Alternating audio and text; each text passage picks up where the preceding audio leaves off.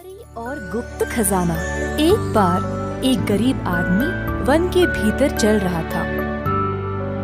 दिन भर मेहनत से काम किया तो काफी भूख लग रही थी। दोपहर का भोजन साथ में ही लिया और आराम से बैठ के खाने की जगह ढूंढ रहा था। जल्दी उसको एक अरंडी के पेड़ के पास जगह मिली। हल्की सी हवा चल रही थी और थोड़ी सी गर्मी। वह आदमी वहां पर बैठकर खाना शुरू किया। डिब्बे में खाना कम था और उसको खाने के बाद भी भूख लगी थी। जैसे ही वो वहां से उठने वाला था, पेड़ के ऊपर से एक सेब गिरा उसके ही बाजू में। आदमी ने ऊपर देखा तो उसको एक छोटी सी परी नजर आई। परी के थे छोटे से रंगीन पंख और वह एक बांसुरी बजा रही थी। गरीब आदमी ने कभी भी परी नहीं देखी तो वह आश्चर्य रह गया। प्रणाम दोस्त, इतनी दुखी क्यों हो? प्रणाम परी जी, मैं एक गरीब इंसान हूँ। मेरे पास पैसे नहीं है। मैं बहुत मेहनत करता हूँ परंतु मेरी कमाई काफी नहीं है। कोई बात नहीं दोस्त, मैं तुम्हारी सहायता करूंगी। परी ने अपने बांसुरी पर कुछ धुन बजाया और एक बड़ा सा बेलचा आदमी के सामने प्रकट हुआ।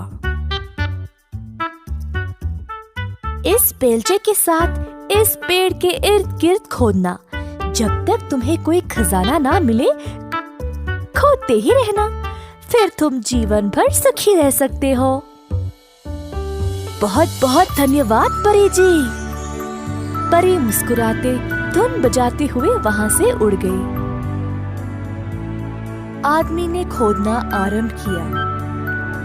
तेज धूप थी परंतु वह उत्सुक था ये जानने के लिए कि सच में कोई खजाना है या नहीं। आखिरकार उसने एक गहरा छिद्र खोद दिया और अचानक टंग टंग बेलचा कोई सख्त वस्तु से टकराया। आदमी ने जल्दी मिट्टी को हटाया और नीचे देखा एक सुनहरा संदूक।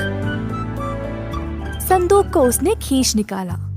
अंदर देखा तो वो संदूक बहुत सारे हीरे, मोती, रत्न और कई जेवरात से भरा पड़ा था।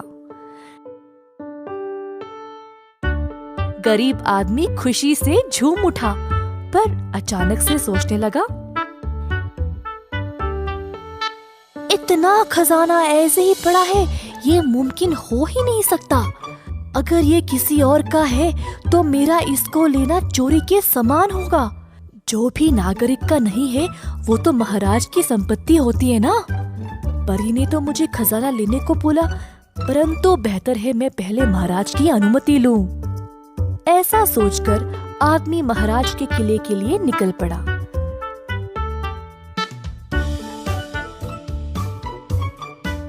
महाराज ने पूछा, बताओ आदमी, यहाँ क्यों आए हो और तुम्हारे हाथ में ये क्या है? महाराज, आज मेरे साथ एक अजीब सी घटना घटी। जब मैं भोजन कर रहा था तो मेरे सामने एक परी प्रकट हुई और मुझे एरंडी के पेड़ के पास खोदने को बोला। उसने कहा कि मुझे कुछ खजाना मिलेगा और मिला भी, परंतु मुझे नहीं पता अगर इस पे मेरा कोई अधिकार है या नहीं। अगर ये किसी और की संपत्ति है तो मैं इसे लेना नहीं चाहूँगा। गरीब आदमी ने ऐसा कहकर खजाना महाराज को दिया और पीछे हट गया। ये बहुत ही बहुमूल्य खजाना मिला है तुम्हें, परंतु मुझे तुम्हारी निष्ठा बहुत पसंद आई। अपने दरबार में तुम जैसों की आवश्यकता है। मैं तुम्हें अपना कोषाध्यक्ष बनाना चाहता हूँ। राज्य की सारे खजाने की जिम्मेदारी तुम्हारी होगी। तुम्हारी सत्यता एक उपहार है। अच्छी सेवा करोगे तो मेरे राज्य में सुखी रहोगे। और हाँ, एक और बात, इस खजाने को ले जाओ, अब ये तुम्हारा है। परी ने तुम्हें भेंट दी थी और ये मेरी तरफ से भी तुम्हारी ईमानदारी के लिए भेंट है। आपकी सेवा करने के लिए मैं धन्य हूँ महाराज। मैं वचन देता हूँ, मैं पूरी मेहनत और ईमानदारी से काम करूँगा। उस दिन से गरीब आदमी का जीवन ही बदल गया, परंतु उसकी वफादारी हमेशा के लिए अपरिवर्तित रही।